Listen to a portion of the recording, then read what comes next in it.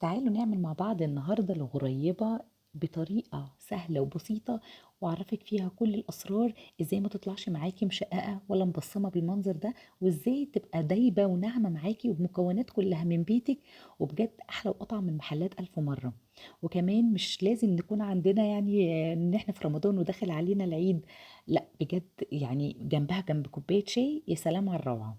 يلا نسمي الله ونصلي على الرسول عليه أفضل الصلاة والسلام ونشوف طريقتنا ايه.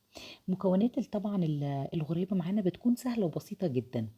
أنا دايما بستخدم يعني هنا مستخدمة كوباية سمنة بلدي، يفضل الغريبة سمنة بلدي، لكن عايز تستخدمي سمنة عادية مفيش مشكلة خالص. كوباية من السمنة البلدي، نصها سكر بودرة، نص الكوباية نفس الكوب اللي هتعايري بيه كل مقاديرك هو كوب واحد. معايا كوبايتين من الدقيق، يبقى كوبايتين من الدقيق عليهم كوباية سامية ايه سمنة. نصهم سكر بودرة، نص كوباية سكر بودرة. يفضل بقى ويراعى حاجة مهمة جدا، أنا تعبي الكوب سمنة بتاعك تكون سايحة بدرجة حرارة الغرفة، وبعد ما تعبيها دخليها التلاجة. عايزة السمنة معايا بعد ما تطلع من التلاجة تبقى جامدة بالمنظر ده. خلاص تمام، تمام قوي كده.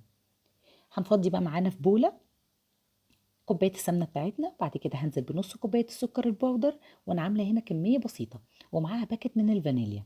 بصوا يا جماعه، باكت الفانيليا اختياري، بس بصراحه رايي الشخصي والله العظيم بتفرق جدا في الطعم وبتدي ريحه حلوه جدا للغريبه. وكمان هنعمل تركايه هنحطها مع بعض بس لما نيجي لوقتها، وبجد انا ما اقدرش استغنى عنها، عن نفسي ما اقدرش استغنى عنها. هنضرب السمنه مع السكر مع الفانيليا بالمنظر ده لحد ما يبقى متكون معايا، بصوا اكنها كريم شانتيه، اكن الخليط معايا كريم شانتيه بالمنظر ده زي ما انتم شايفين.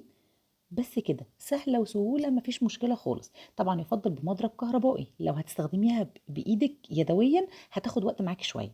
بصوا التركيه اللي بقول لكم عليها، الدقيق معايا هنزل عليه معلقه كبيره مليانه من اللبن البودره، ممكن تستغني عنها ولكن بقولك بتفرق في الطعم جدا. خلاص كده قلبت الدقيق مع اللبن البودرة بتاعي، هبدأ أضيفه بقى على السمنة والسكر بتوعنا. هتبدأي تلمي العجينة بالمنظر ده. وعايزة أقول لكم إن أنا الدقيق بتاعي يعني احتجت دقيق، فحطيت زودت معلقتين من الدقيق لغاية ما بقت معايا عجينة لينة متماسكة، هوريها لكم في الآخر، لأن كل دقيق بيختلف عن التاني. متفقين؟ في دقيق بيشرب السوائل، في دقيق ما بيشربش. هنا بعد ما اتلمت معايا العجينة ضفت معايا كمان معلقتين من الدقيق زيادة.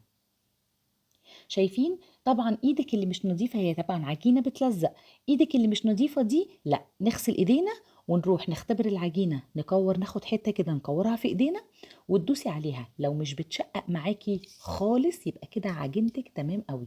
اوعي تلاقيها بتلزق وتقعدي تزودي في دقيق، الغريبة هتطلع معاكي ناشفة حجر. تمام كده، انا كده هي العجينة معاكي بتلزق، بس اول مجرد ما تغسلي ايديكي وتكوريها وتلاقيها ما بتشققش كده انت خلاص عجينتك زي الفل تمام قوي. هبدأ دلوقتي بعد ما عجنتها هحطها في التلاجة نص ساعة، نص ساعة قبل التشكيل. خلاص يبقى خدوا بالكم من التركات والحاجات اللي انا بقولها دي كويس جدا، بجد هتطلع معاكي غريبه ناجحه جدا. هنا بعد ما طلعت معايا من التلاجة ما تقلقيش خالص، هتلاقيها ناشفه معاكي قوي. ما تقلقيش، انت ما تاخدي كوره معاكي بين ايديكي وانت بتشكليها هتسيح يعني بدرجه حراره الجو. خلاص تمام، هتلاقيها ناشفه معاكي مفيش اي مشكله خالص. تبداي بقى تكوريها، طبعا الغريبه بتبقى مقاسها صغير شويه، كوريها كده كور صغيره. وما ت... وحطيتها في الصاج بتاعي او صينيه مش مدهونه اي حاجه، هي فيها ماده دهنيه تكفيها زي الفل. تمام كده، ادي حطيتها. عايزه بقى تضيفي بقى معاكي، عندك مكسرات، عندك سوداني، عندك اللولي اللي بيتباع عند العطار ده او مستلزمات الحلواني، تمام، او حطيها على الوش زي ما احنا شايفين كده بالظبط. يراعى جدا ان هي تكون مقاسها صغير عشان الغريبه اول ما تدخل معانا الفرن يعني هتعمل حاجة بسيطة قوي. هنا شكلت الصاج بتاعي بالمنظر ده، هبدأ دلوقتي احطه في التلاجة ساعة قبل الفرن، هحطه في ساعة قبل الفرن. وبعد كده هشغل درجة حرارة الفرن على درجة حرارة 160، الغريبة بتدخل على فرن هادي درجة حرارة 160. هشغل الفرن قبليها ب5 دقايق بس، 5 دقايق بس، عشان الغريبة لو دخلت على فرن سخن قوي هتفرش منك على طول. تمام كده، يبقى هندخلها قبليها، قبل نشغل الفرن قبليها ب5 دقايق. ندخل الغريبة بتاعتنا يا دوبك يعني كده، يا دوبك 10 دقايق ل 12 دقيقة هتكون معاكي جاهزة وزي الفل. راعي جدا ان الغريبه لا بتاخد لون من فوق ولا بتاخد حتى لون من تحت، بتبقى حاجه درجه بسيطه جدا.